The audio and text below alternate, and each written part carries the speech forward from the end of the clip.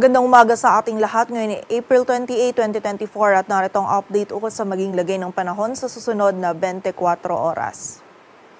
Patuloy pa rin umiiral ang easterlies o yung mainit na hangin mula sa dagat Pasipiko sa buong bahagi ng ating bansa. Kung saan ngayong araw ay patuloy nga din po tayo makakaranas ng mainit at maalinsangan na panahon lalong-lalo na sa tanghali at meron pa rin tayong posibilidad ng mga isolated na mga pag-ulan, dulot yan ng mga localized thunderstorms. At sa kasalukuyan ay wala tayong minomonitor or namamataan pa na sama ng panahon na maaari makaapekto dito sa ating bansa.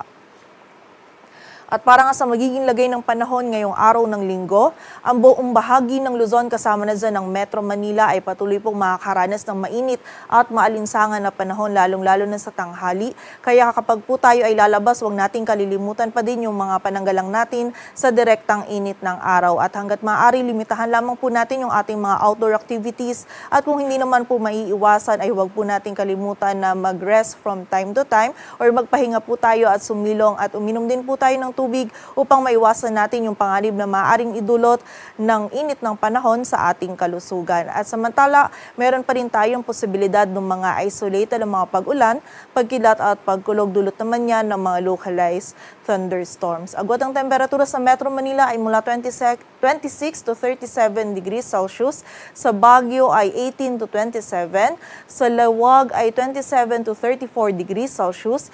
Ang maximum temperature naman sa Tuguegarao ay maaaring umabot hanggang 39 degrees Celsius. Samantala sa bahagi naman ng Tagaytay at Legazpi City ay maaaring umabot hanggang 33 degrees Celsius.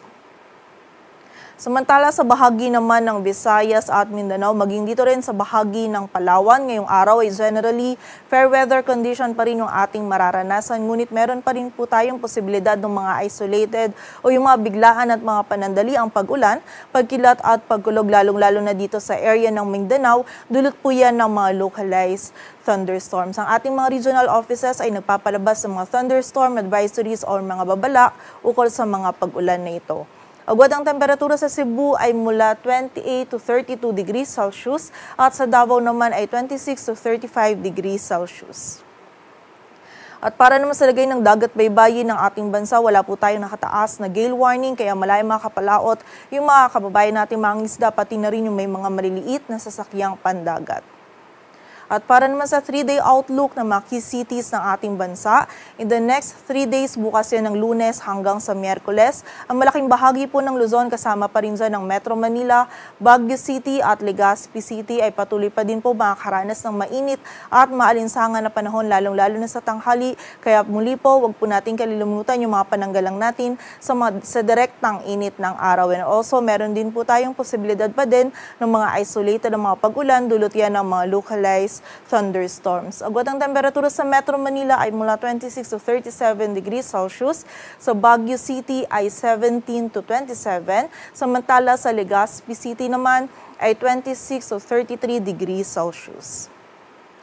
Samantala sa bahagi naman ng Visayas, partikular na din yan sa Metro Cebu, Iloilo City at Tacloban City, in the next 3 days ay generally fair weather condition pa rin yung ating mararanasan at meron pa rin po tayong mararanasan ng mga isolated na mga pag-ulan, pagkilat at pagkulog, dulot pa rin yan ng mga localized thunderstorms. Agwat ang temperatura sa Metro Cebu ay mula 27 to 33 degrees Celsius, sa Iloilo City ay 27 to 33 at sa Tacloban City naman ay 26 to 32 degrees Celsius.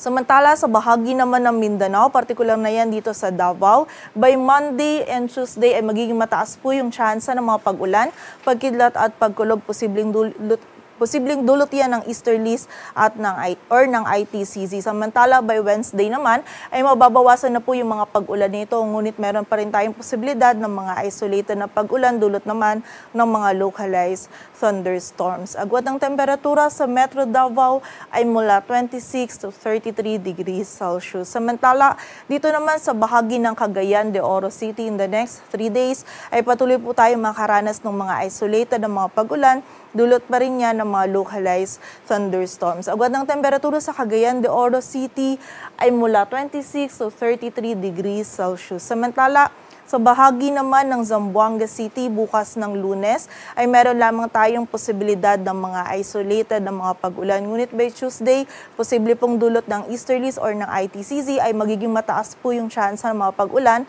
pagkilat at pagkulog. So pag-ingat po para sa ating mga kababayan dyan sa posibilidad ng mga pagbaha at pagguho ng lupa. And by Wednesday naman ay mababawasan po muli yung mga pag-ulan nito, ngunit meron pa rin tayong chance ng mga isolated o yung mga biglaan at mga panandali ang pag-ulan, pagkilat at pagkulog dulot ng mga localized thunderstorms. Agwat ng temperatura sa Zamboanga City ay mula 25 to 34 degrees Celsius. Dito sa Metro Manila, ang araw ay sisikat mamayang 5:35 ng umaga at lulubog mamayang 6:12 ng hapon. Patuloy po tayo magantabay sa updates na ipapalabas ng Pag-asa at para sa mas kumpletong impormasyon, bisitahin ang aming website pag-asa.dost.gov.ph.